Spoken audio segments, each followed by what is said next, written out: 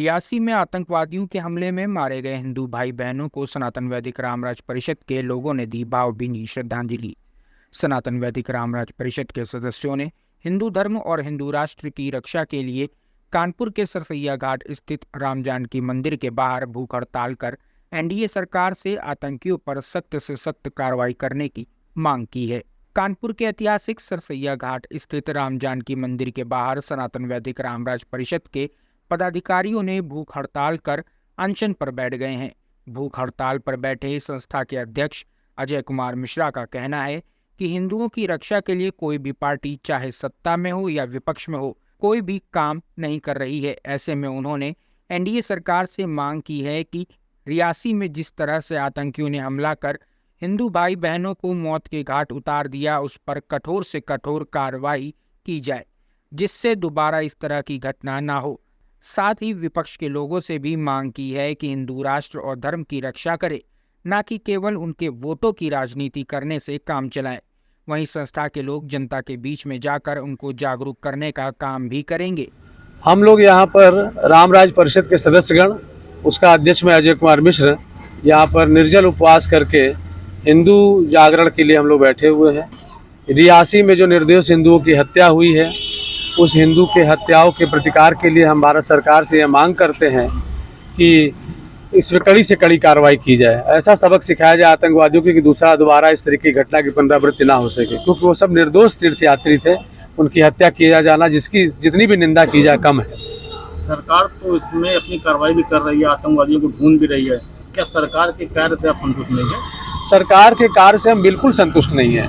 9 तारीख से लेकर आज 16 तारीख के बीच में उन्होंने 4 हमले किए, एक के बाद एक 4 हमले किए। उसमें से एक सेना का भी जवान मारा गया और एक आतंकवादी जिसको ये दिखा रहे हैं कि मारा गया, वो वास्तव में उस तरीके का नहीं है जिसने 9 लोगों की हत्या की उसमें शामिल हो। तो ऐसे हमें संतुष्टि नहीं होगी। हमें संतुष्टि तब होगी जब इजराइल के तरीके जैसे हम घर में घुस के मारे जब आतंकवादियों को, और चाहे वो पीओके के अंदर वो मौजूद हो, चाहे वो पाकिस्तान के अंदर मौजूद हो, जब तक हम उनको ढूंढ के उनको, और चाहे जितनी भी उसके लिए मारना पड़े उसको मार के जब तक पूरे सबको मार न दिया जाए तब तक हम संतुष्ट नहीं होने वाले। एक बार फिर से सर्जिकल स्ट्राइक होनी चाहिए क्या? एक बार फिर से सर्जिकल स्ट्राइक इतनी जोरदार होनी चाहिए कि दोबारा ऐसी घटना की पुनरावृत्ति ना हो सके। अजय जी, आगे चल के अमरनाथ यात्रा भी लगी है, ये होने वाली है। ये हमारी अमरनाथ यात्रा को लेकर के आतंकवादी को इस तरीके का हमला होना, कोई भय का? ये बिल्कुल भय व्याप्त है। हम इस घटना के भुक्तभोगी रहे हैं। मैंने भी एक बार अमरनाथ यात्रा में हमारी बस के ऊपर हमला हुआ था, पीछे की बस में एक महिला की मौत हो गई थी। तो हमारे हिंदू तो प्राण अपनी हथेली पे लेकर तीर्थ यात्रा करने के लिए जाते हैं। जम्मू कश्मीर की इकोनॉमी को हम मजबूत करते हैं और वहाँ पर हमारे छोटे, वहाँ पे जो लोग हैं वहाँ प्रशिक्षण दे के पत्थरबाजी करते हैं। छोटे छोटे बच्चे, वहाँ की महिलाएं पैसा मांगते हैं, पैसा ना देने पर वो पत्थर मारते हैं। तो हम बिल्कुल भी संतुष्ट नहीं है। हमारे हिंदुओं में भय व्याप्त है। अमरनाथ हमारी श्रद्धा का विषय है, हमको हर साल जाना होता है, लेकिन सरकार ऐसी कोई व्यवस्था नहीं कर पा रही जिससे हमारे तीर्थ यात्रियों में सुरक्षा का माहौल बन पाए। आप लोगों ने किस तरीके से अपनी बात रखी? हम लोगों ने प्रातःकाल 4 बजे ये संकल्प लिया था कि आज हम लोग निर्जल व्रत रहकर अपनी मांग को इस सरकार के सामने भी रखेंगे, आम हिंदू जनता मानस को भी उद्वेलित करने का प्रयास करेंगे, क्योंकि हमारा हिंदू जनमानस जो है बहुत सोया हुआ समाज है।